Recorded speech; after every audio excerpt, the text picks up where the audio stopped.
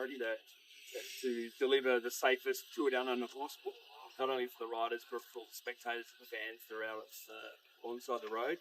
Just a little reminder, I guess, that there's going to be more bike riders and cyclists on the road. There's going to be more motorists, so hoping the combination can get along well together and just be a little bit more patient. It is a busy time of the year for the cyclists who do come to visit South Australia, so we want to give them a nice warm welcome.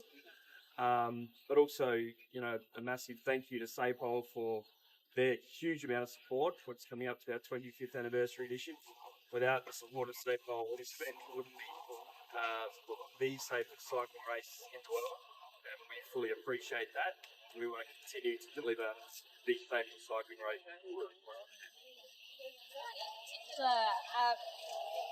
Issues that cyclists encountered during the TDU that popped up in the past? Not really. I think it takes a couple of, days and rides for the international riders who normally ride on the other side of the road to get their bearings. They've flown from the other side of the world, so they're normally a little bit jet lagged. We also ask the riders and cyclists to also follow the regulations as well and not be brazen and not take advantage of, the cycling numbers. It's not just the motorists, the cyclists have to behave and do their work.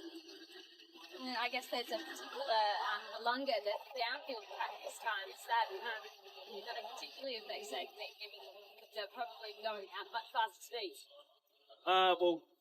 The cyclists, obviously they're going at high speeds, but it's not only just Wollonga Hill. Wollonga Hill is a new addition from descent, which is really exciting.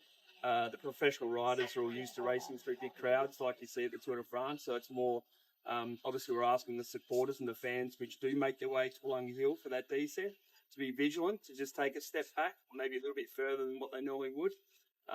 Keep the phones back a little bit further. And enjoy the excitement of the peloton going past, and then they'll obviously come back up and do the 2 times up the hill. So I guess it's just common sense prevails at the end of the day. When the peloton is coming towards you, just take a step back, make sure you've got good hold of your kids and any pets that you may have brought along. Common sense hopefully prevails.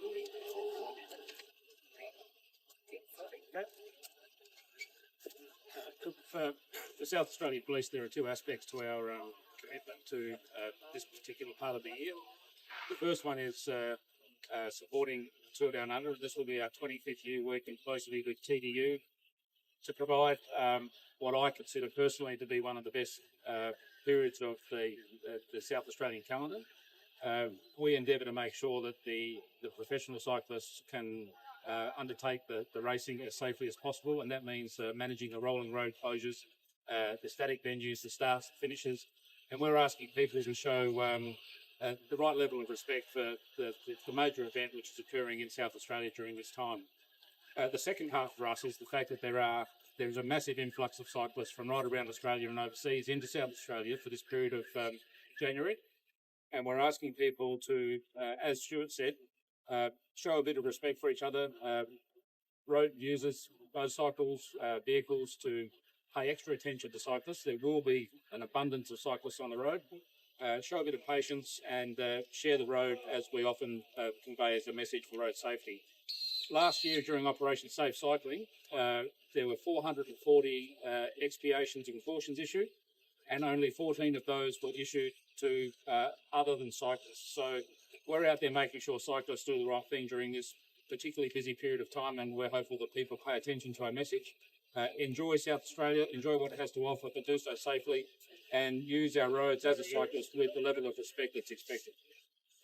Can you just talk on this serious accident that happened on South Ride? It was a horrific smash. What sort of details have you got surrounding that? A tragic accident. A vehicle late yesterday, just before 4 p.m, loss of control and was travelling south on South Road, crossed the median strip, collided with a motorcyclist, and that motorcyclist was hit by another car and has tragically lost their life. This is just another reminder, with the second road fatality in the first week of the new year, that we need to be extra vigilant on our roads, and it's incumbent on all road users to drive as safely or use the roads as safely as possible. Ahead of the past few weeks, we've seen multiple fatal touches involving motorcycles. Are policing and increasing disabilities? We do pay a particular focus to vulnerable road users, which includes pedestrians, cyclists and motorcycle riders.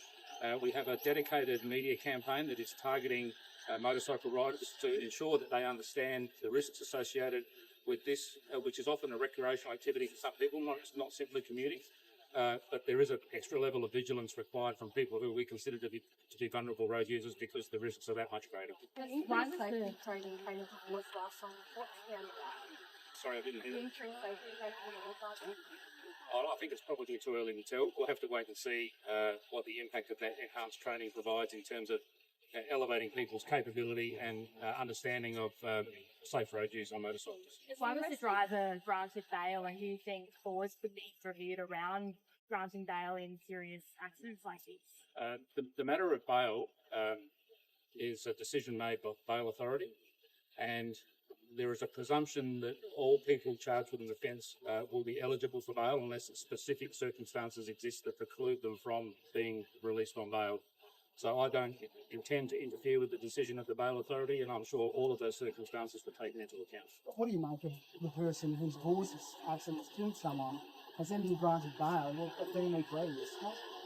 Surely. I think I've just answered that. There are specific rules. It's the Bail Act that stipulates when a person should or shouldn't get bail. And that is a completely different matter as to whether or not the person is responsible criminally for their actions, and that will be determined by the courts. You understand the frustration from the public? I think I have a better understanding than a lot of people as to the implications of being involved in a situation where a family loses a loved one. Has the blood alcohol analysis come back yet? There would have been a blood and alcohol analysis done, but I don't have information about the results of that at this stage. Is there any consideration to looking at the median strip that the driver passed through, having a more stronger barrier, like say a concrete barrier?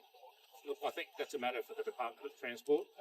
What I would say, though, is I don't recall an incident of this type where a vehicle has crossed a wide median strip and collided with oncoming traffic, but that's not to say that there shouldn't be a review of road infrastructure and any improvements that are necessary being made. I suppose I would say that there will be significant roadworks along the South Road corridor over the coming years, and it probably calls on us as road users to be extra careful in that part of the South Australian road network, because we simply don't know what changes might occur over the next few years as they build the new tunnels.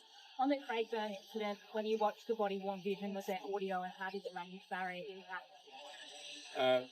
All body-worn video has audio, and whether or not the issues such as language were of an impact will be determined by the investigations. Is there any update on that investigation? No investigation update at this stage. Very early days. This will be a long process with Major Crime conducting an investigation which will be provided to the coroner as well as the Commissioner's inquiry in relation to the court. You've obviously spoken to the police officers. How are they doing through tough times? They're doing surprisingly well. There's a significant amount of support being provided to those police officers, and their welfare is our paramount concern.